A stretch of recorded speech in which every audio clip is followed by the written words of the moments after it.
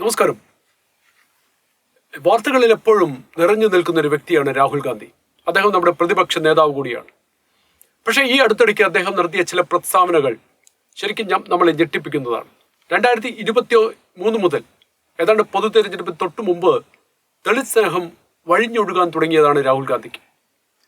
അന്നു മുതലാണ് രാഹുൽ ഗാന്ധി ദളിത് വിഭാഗങ്ങളെക്കുറിച്ച് ആലോചിക്കുന്നതും ചിന്തിക്കുന്നതും അവരെക്കുറിച്ചുള്ള അവർക്ക് വേണ്ട നന്മകളെക്കുറിച്ച് അദ്ദേഹം ചിന്തനം ചെയ്യുന്നതും അതിനുശേഷം മാത്രമാണ്. അതിനു മുമ്പൊന്നും ദളിത് സ്നേഹത്തെക്കുറിച്ച് ഒരിക്കലും പറയുന്നത് നമ്മൾ കേട്ടിട്ടില്ല.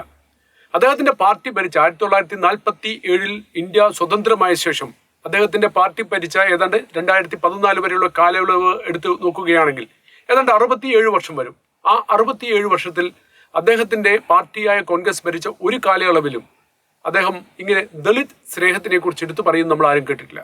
അദ്ദേഹത്തിന് ഇപ്പോൾ ഏതാണ്ട് 54 വയസ്സായിരിക്കുന്നു.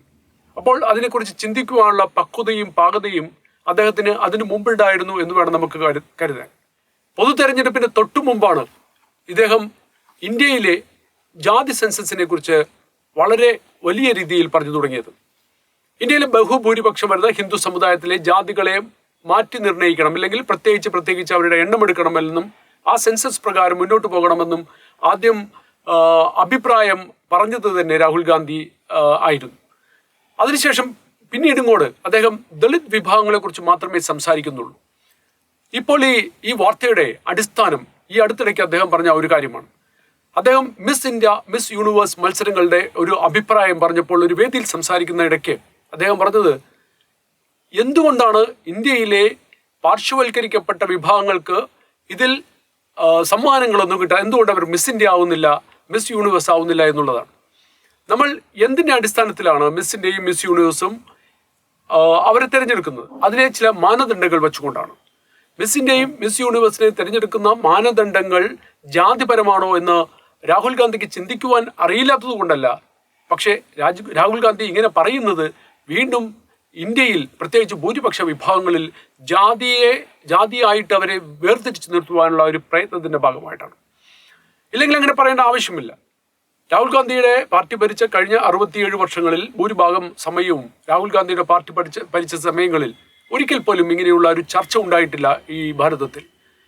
എന്തുകൊണ്ട് മിസ് ഇന്ത്യ, മിസ് യൂണിവേഴ്സ് മത്സരങ്ങളിലടക്കം ജാതിയെ തിരികെ കയറ്റാൻ ശ്രമിക്കുന്നു എന്നുള്ളതൊക്കെ ഒരു നെറേറ്റീവിൻ്റെ ഭാഗമാണ് എന്ന് വേണം കരുതാൻ. വിദേശ രാജ്യങ്ങളിൽ ഭാരതത്തിനെ തകർക്കുവാൻ ശ്രമിക്കുമ്പോൾ, ഭാരതത്തിൻ്റെ വളർച്ച കണ്ട് വിദേശ രാജ്യങ്ങളിൽ ഭാരതത്തിനെ തകർക്കുവാൻ ശ്രമിക്കുന്ന ഒട്ടനവധി പേരുണ്ട്. ജോർജ് സോറസിനെ പോലെയുള്ള വ്യക്തികൾ ഇന്ത്യയിൽ അവർ ഉദ്ദേശിക്കുന്നത് ഇതേപോലെയുള്ള വിഘടിപ്പിച്ച് നിർത്തൽ വേണമെന്നാണ്. പ്രത്യേകിച്ച് ഭൂരിപക്ഷ വിഭാഗങ്ങളെ ഒരിക്കലും ഒരുമിച്ച് കൊണ്ടുവരാതെ അവരെ വിഘടിപ്പിച്ച് തന്നെ നിർത്തണം എന്നുള്ള ഒരു ലക്ഷ്യമാണ് അവർക്കുള്ളത്. ആ ലക്ഷ്യം തന്നെയാണ് ഇന്ത്യയിലെ കുറേ പ്രതിപക്ഷ നേതാക്കന്മാരും മുന്നോട്ട് വയ്ക്കുന്നത്.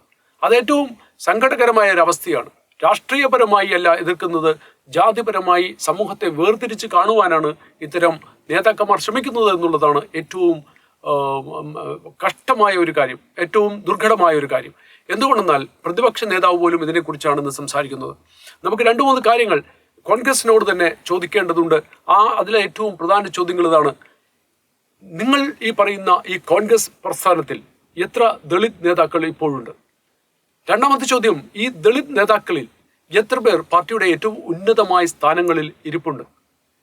കഴിഞ്ഞ 2014 മോദി സർക്കാർ അധികാരത്തിൽ വരുന്നതിന് തൊട്ടു മുമ്പ് തന്നെ ഭരണം കൈയാളിയിരുന്ന UPA സർക്കാർ, ആ സർക്കാരിന് നമ്മൾ പിന്നോട്ട് പോവുകയാണെങ്കിൽ 1947 മുതൽ ഇങ്ങോട്ട് വന്ന നെഹ്റുവിൻ്റെ സർക്കാർ അടക്കമുള്ള അനേകം സർക്കാരുകളും കോൺഗ്രസിൻ്റെ പ്രധാനമന്ത്രിമാരും ഈ ഇന്ത്യ എന്ന രാജ്യത്ത് എത്ര ദളിതന്മാരെ വ്യവസായികളാക്കി വളർത്തിയെടുക്കുവാൻ ശ്രമിച്ചിട്ടുണ്ട്.